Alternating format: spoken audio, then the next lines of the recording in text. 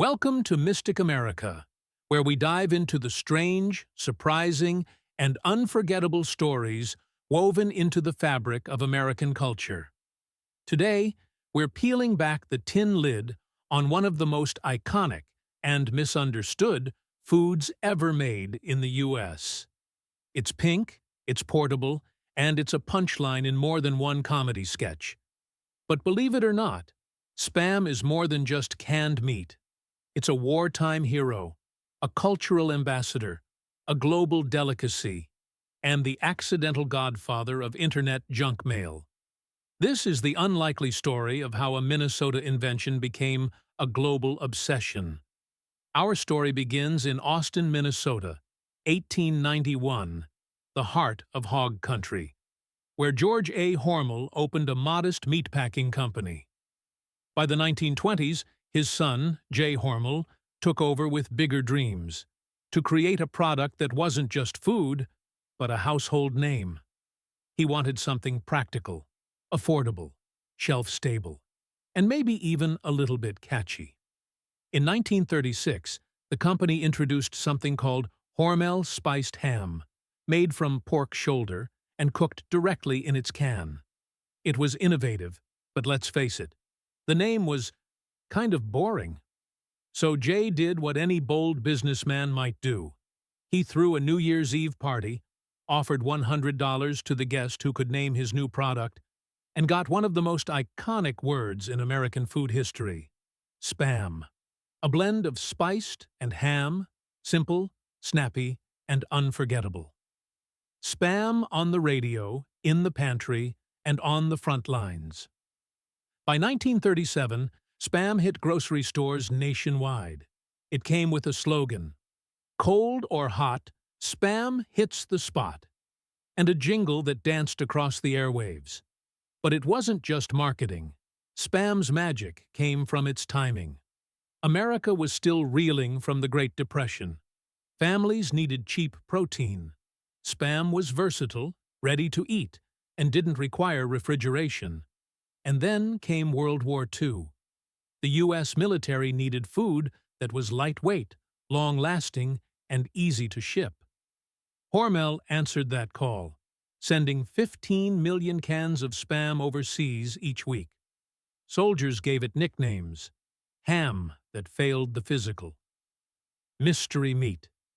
But they ate it and remembered it. Spam fed Allied troops in Europe and the Pacific. It made its way to dinner tables in England, Russia, and beyond through the Lend-Lease Act. Even Nikita Khrushchev, leader of the Soviet Union, later admitted, "Without Spam, we wouldn't have been able to feed our army." Some places didn't just tolerate Spam, they fell in love with it. In Hawaii, where military bases brought Spam by the shipload, locals embraced it fully. Today, dishes like Spam musubi and Spam fried rice are staples of the island's cuisine.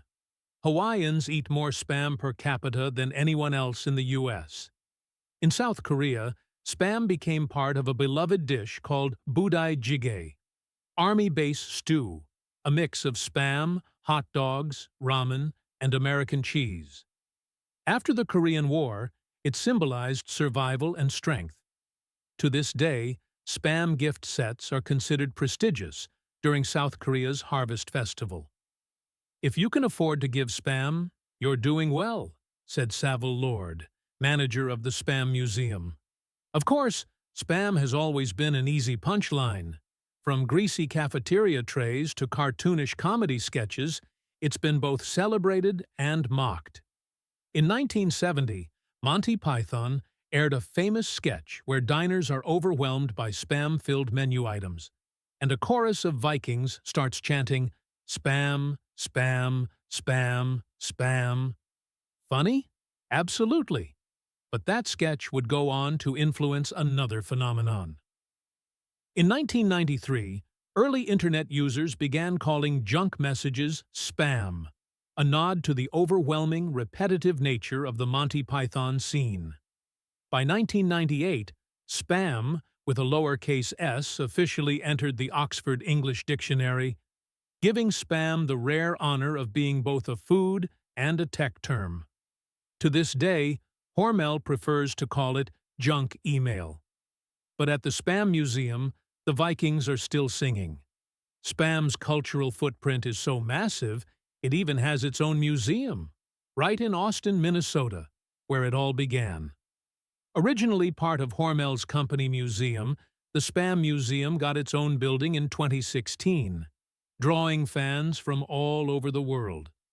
Limited edition cans like pumpkin spice Spam sell for $85 or more on eBay. There's Spam plushies, socks, t-shirts, even holiday ornaments. And yes, they've now sold over 9 billion cans of Spam worldwide. If you've got a Spam story, from your childhood, your travels, or even your inbox, drop it in the comments. Like this video if you're hungry for more strange and surprising slices of Americana. And don't forget to subscribe for more stories from Mystic America.